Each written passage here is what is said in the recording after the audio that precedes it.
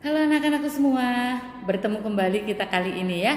Kita kali ini akan belajar masih di tema yang kedua, subtema kedua, pembelajaran yang keempat sampai dengan yang keenam. Ya, berharap kalian tetap semangat dalam belajar. Meskipun kalian berada di rumah ya, tetap semangat untuk menyaksikan pembelajaran melalui video yang akan memberikan. Bagaimana kalian? Dan biasakan sebelum kalian belajar, kalian harus berdoa terlebih dahulu. Oke, mari kita belajar. Ya anak-anakku, sekarang kita akan bahas tema 2, subtema yang kedua juga, pembelajaran yang keempat sampai dengan keenam.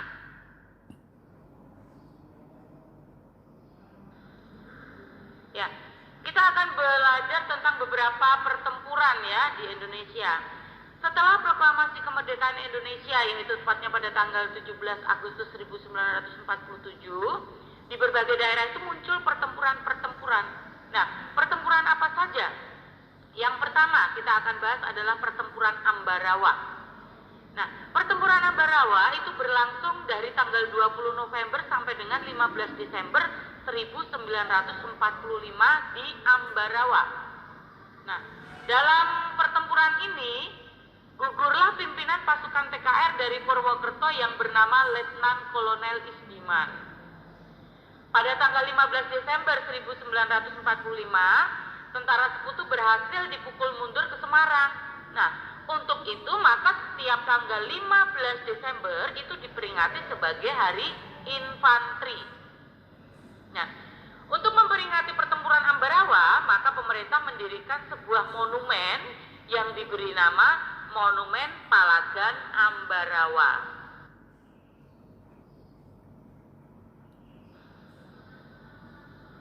Ya, pertempuran yang kedua yaitu Bandung Lautan Api, di mana pada tanggal 23 Maret 1946 Sekutu mengeluarkan ultimatum yang kedua, yang berisi apa?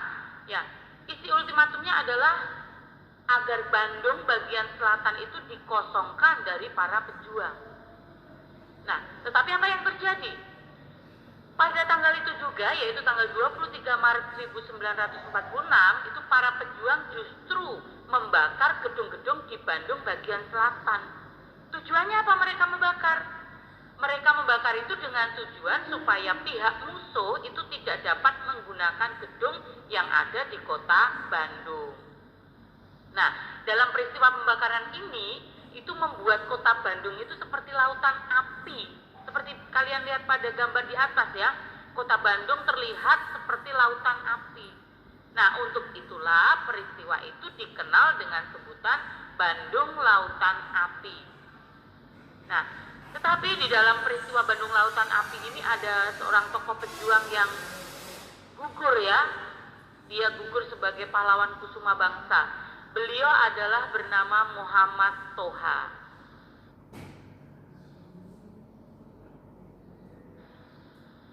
Ya, kita lanjut pertempuran yang ketiga, yaitu pertempuran Medan Area, di mana pasukan sekutu diboncengi oleh Nika dan menduduki secara paksa beberapa gedung di kota Medan.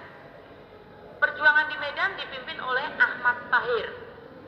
Nah, kemarahan rakyat Medan terhadap Sekutu dan Nika itu berawal dari sebuah peristiwa yang terjadi di sebuah hotel, yaitu bahwa seorang anggota Nika itu menginjak-injak bendera merah putih yang dirampasnya.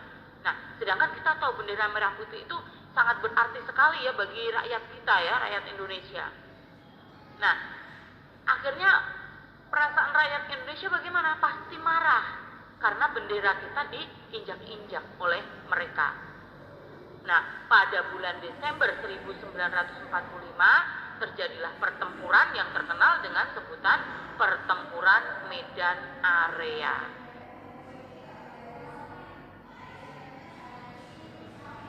Nah, dari pertempuran-pertempuran kita beralih ke drama ya, di mana kita akan belajar bahasa Indonesia.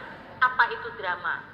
Drama itu adalah percakapan yang dipentaskan. Nah, seperti contoh pada gambar itu ada sebuah drama itu ya, yang dipentaskan. Nah, unsur-unsur dalam drama itu ada dua, yaitu yang pertama ada unsur intrinsik dan yang kedua ada unsur ekstrisik. Apa itu unsur intrinsik? Unsur intrinsik intrinsik itu adalah unsur yang berasal dari dalam cerita. Sedangkan unsur ekstrinsik itu adalah unsur yang berasal dari luar cerita. Nah, apa saja yang termasuk dalam unsur intrinsik? Yang termasuk dalam unsur intrinsik itu adalah yang pertama, tema. Apa itu tema? Tema itu adalah ide pokok atau gagasan utama sebuah cerita. Yang kedua, alur. Alur biasa disebut juga dengan plot, ya. Apa itu alur? Ya, kalian pasti sudah pernah ya menerima pelajaran ini ya. Alur adalah jalan cerita dari sebuah pertunjukan drama. Itu namanya alur, jalan ceritanya. Yang ketiga adalah tokoh. Apa itu tokoh? Ya, tokoh adalah pemeran yang ada dalam cerita, itu disebut tokoh.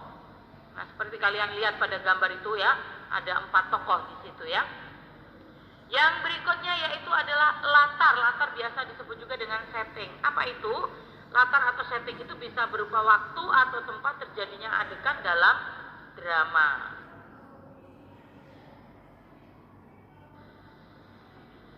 Yang kelima yaitu amanat. Apa itu amanat? Amanat adalah pesan yang ingin disampaikan oleh pengarang kepada penonton. Itu namanya amanat. Jadi pesan apa yang terkandung di dalam drama tersebut. Yang berikutnya, yang termasuk unsur ekstrinsik, ya, yang termasuk unsur ekstrinsik dalam drama. Yang pertama adalah latar belakang pengarang. Yang kedua, nilai agama dan kepercayaan. Yang ketiga, psikologi pengarang. Dan yang keempat adalah situasi sosial budaya. Nah, ini tadi adalah sedikit tentang drama. Nah, dari drama kita beralih ke tarian lagi, tarian daerah ya, yang merupakan kekayaan budaya Indonesia ya. Berarti kita akan pelajari tentang SBDP. Yang pertama, keanekaragaman tari-tarian merupakan salah satu kekayaan budaya Indonesia. Tarian daerah tersebar di Nusantara dengan keanekaragaman tema, gerak, iringan, tata busana, tata rias, dan properti. Nah, kalian itu pasti sudah mempelajarinya di kelas 5 juga. Nah, sekarang kita akan belajar tentang macam-macam tema tari daerah. Ya. Tema tari daerah yang pertama itu kehidupan binatang. Contohnya tari Mentawa dan tari Ulat Sago. Itu tentang kehidupan binatang. Tema yang kedua, cerita rakyat. Contohnya apa? Tari Gatut Kaca Gandrung, tari Lutun Kasarung ya, tari Lutung Kasarung itu merupakan tema cerita rakyat. Dan ada juga yang bertema keagamaan. Contohnya tari Gundala-Gundala dan tari Rejang. Dan ada juga kisah Ramayana dan Mahabharata. Nah, untuk kisah Ramayana dan Mahabharata ini sering ditampilkan ya, di televisi pun juga sering.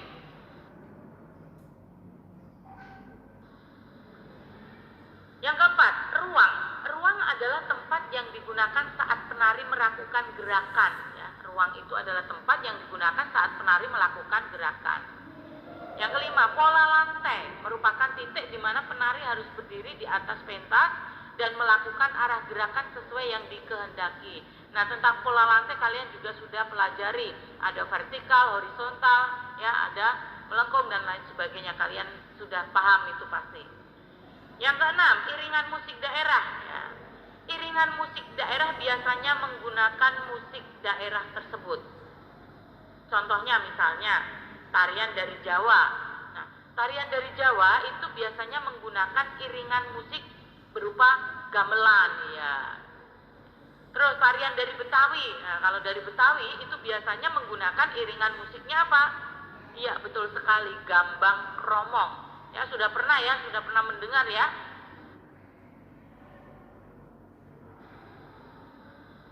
Ya. Sekarang yang ketujuh, tentang langkah-langkah yang harus ditempuh sebelum menari. Apa saja yang kita tempuh ya sebelum menari. Yang pertama yaitu persiapan. Persiapan. Jadi sebelum melakukan menari kita harus ada persiapan ya. Memilih materi tarian yang akan ditampilkan. Yang kedua, latihan. Tidak mungkin kan kalau tidak latihan kalau mau tampil menari ya. Oke. latihan harus dilakukan dengan sungguh-sungguh. Supaya apa? Supaya untuk mendapatkan hasil yang baik. Ya, bukan hanya sekali, mungkin berkali-kali ya dalam latihan itu ya, supaya menghasilkan hasil yang baik ya. Yang berikutnya pelaksanaan. Nah, penari dituntut untuk melaksanakan tugas dan tanggung jawab sebaik-baiknya. Dan yang terakhir yaitu evaluasi. Nah, apa gunanya evaluasi? Evaluasi itu untuk mengetahui sejauh mana keberhasilan pergelaran seni. Kalau memang ada yang perlu perbaiki ya itu harus diperbaiki. Nah, itu adalah fungsi evaluasi ya, untuk mengetahui sejauh mana keberhasilan pergelaran seni. Yang selanjutnya, berdasarkan fungsinya, tari Nusantara dikelompokkan menjadi 3 kategori. Kategori yang pertama yaitu tari upacara. Tari upacara itu adalah tarian yang fungsi utamanya untuk upacara adat dan keagamaan. Contohnya, tari bedaya Ketawang, itu di Keraton Surakarta ya. Contohnya lagi tari bedaya Semang, itu di Keraton Yogyakarta.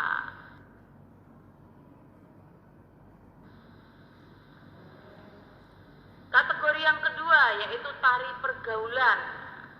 Tarian ini fungsi utamanya untuk hiburan pelaku-pelakunya. Contohnya apa? Tari tayub. Tari tayub dari Jawa Tengah dan DIY ya, daerah istimewa Yogyakarta. Terus tari lengger dari Banyumas, tari ronggeng dari Jawa Barat, tari janger dari Bali. Dan kategori yang ketiga yaitu adalah kategori tari pertunjukan. Nah, dalam kategori tari pertunjukan, tarian ini yang fungsi utamanya yaitu untuk pertunjukan atau tontonan. Nah, hampir semua tarian itu sebetulnya masuk dalam kategori ini, kategori pertunjukan ya, karena memang disaksikan, ditonton.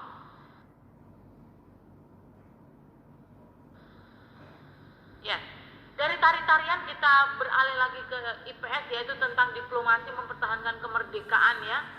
Nah, dalam diplomasi mempertahankan kemerdekaan ini itu ada beberapa perjanjian yang akan kita pelajari. Yang pertama yaitu adalah perjanjian Linggarjati. Perjanjian Linggarjati itu usaha untuk menyelesaikan konflik antara Indonesia dan Belanda. Nah, perjanjian Linggarjati sendiri itu diprakarsai oleh Inggris ya, dan dipimpin oleh Lord Killern, dan Indonesia diwakili oleh Sultan Syahrir, sedangkan Belanda diwakili oleh Van Mook. Perjanjian Linggarjati itu dilaksanakan sejak tanggal 10 November 1946 dan hasilnya diumumkan tanggal 15 November 1946. Nah, kapan hasil perjanjian Linggarjati itu ditandatangani? Hasil perjanjian itu ditandatangani baru tanggal 25 Maret 1947. Jadi jangkanya masih agak lama.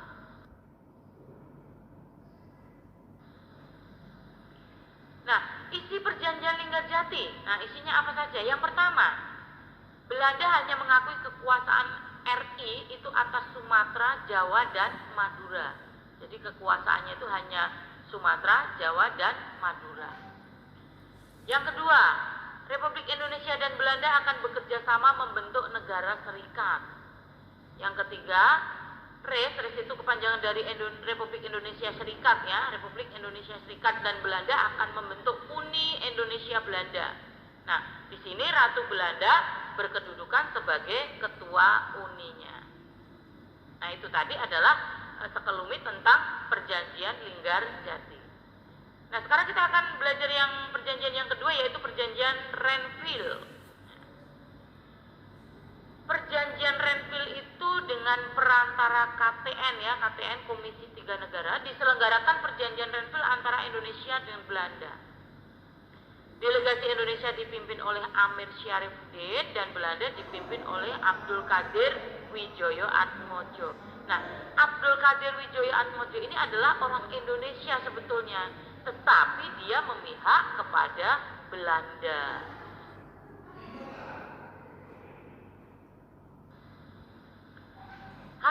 perjanjian Renville itu ditandatangani pada tanggal 17 Januari 1948 dan diadakan di atas kapal Renville milik Amerika Serikat.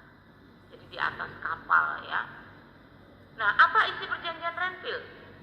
Isi perjanjian Renville yang pertama, Belanda mendapatkan daerah-daerah yang diduduki sejak agresi militer pertama ya, agresi militer Belanda yang pertama, dan RI harus mengakui daerah-daerah yang diduduki Belanda tersebut.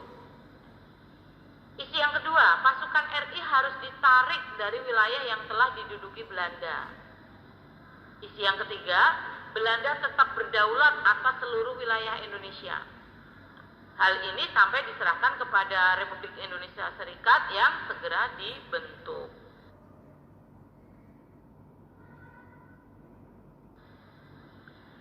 Isi yang keempat, Republik Indonesia Serikat mempunyai kedudukan yang sejajar dengan Belanda dalam Uni Indonesia Belanda. Yang kelima, Republik Indonesia menjadi bagian dari negara Republik Indonesia Serikat. Sebelum Republik Indonesia Serikat terbentuk, Belanda dapat menyerahkan sebagian kekuasaannya kepada pemerintahan federal sementara. Ya, itu tadi adalah sekitar perjanjian Renville. Nah, sekarang kita akan pelajari selanjutnya, yaitu adalah perjanjian Rohm-Royen. Perjanjian Rohm-Royen itu dimulai sejak tanggal 17 April 1949 di Jakarta. Nah, perjanjian Rohm-Royen itu tercapai kesepakatannya pada tanggal 7 Mei 1949. Nah, di perjanjian Rohm-Royen itu masing-masing negara mengeluarkan pernyataannya ya, baik itu dari pihak Indonesia maupun pihak Belanda. Nah, pihak Indonesia mengeluarkan pernyataan apa saja? Ya, pihak Indonesia itu mengeluarkan pernyataan sebagai berikut. Yang pertama, mengeluarkan perintah kepada rakyat untuk menghentikan perang gerilya. Jadi perang gerilya dihentikan. Yang kedua, bekerja sama dalam mengembalikan perdamaian serta menjaga ketertiban dan keamanan. Dan pernyataan yang ketiga yaitu turut serta dalam KMB di Den Haag. Apa itu KMB? Konferensi Meja Bundar.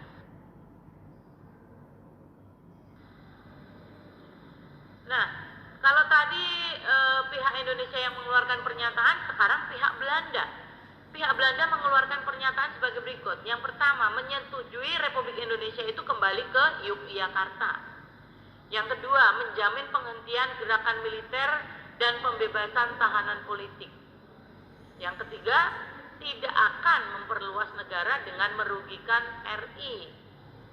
Yang keempat, menyetujui RI menjadi bagian dari RIS. Yang kelima, akan mengadakan KMB secepatnya di Den Haag. Den Haag itu di mana? Di Belanda.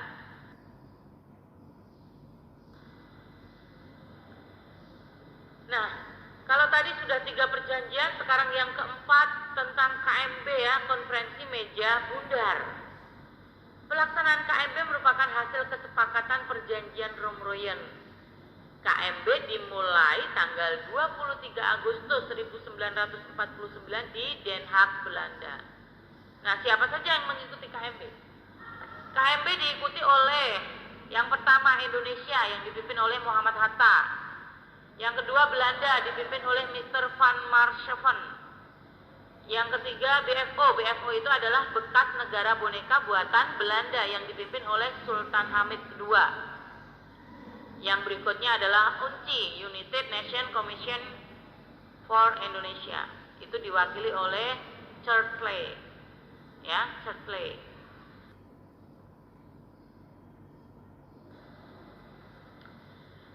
Nah, sekarang apa hasil keputusan dari KMB?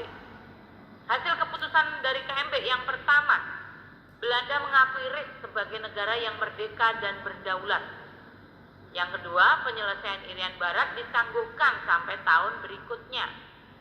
Yang ketiga, RIS akan bekerja sama dengan Belanda dalam suatu perserikatan. Dan yang keempat, semua hutang bekas Hindia Belanda harus dibayar oleh RIS. Nah, anak-anakku, itu tadi adalah pembelajaran kita pada hari ini, dan mudah-mudahan apa yang kita pelajari pada hari ini menjadikan yang terbaik buat kalian semua ya. Nah, berharap di pertemuan yang akan datang kalian tetap semangat ya, meskipun kalian belajar di rumah tapi kalian harus tetap semangat ya. Jaga selalu kesehatan kalian, jaga selalu kebersihan, cuci tangan selalu ya. Usahakan jangan kemana-mana, tetap stay at home ya untuk belajar. Oke. Nah, kita akan bertemu kembali pada materi-materi yang selanjutnya. Bye bye.